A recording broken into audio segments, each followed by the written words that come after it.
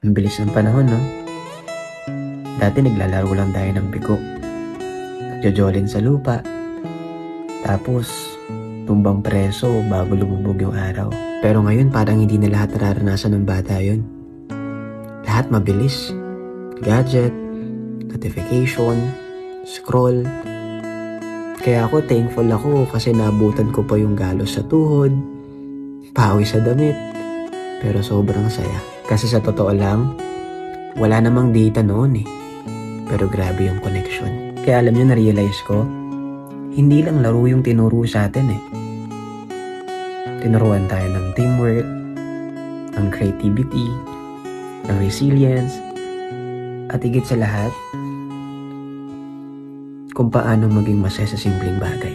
Kaya minsan hindi pala sa dami ng meron ka, kundi sa lalim ng connection at memories mo sa tao. Ang sarap balikan, no? Ang saya alalahanin lahat. Pero ngayon, isa na lang siyang kwento na kapag naaalala mo, bigla ka na lang napapangiti at sumasaya.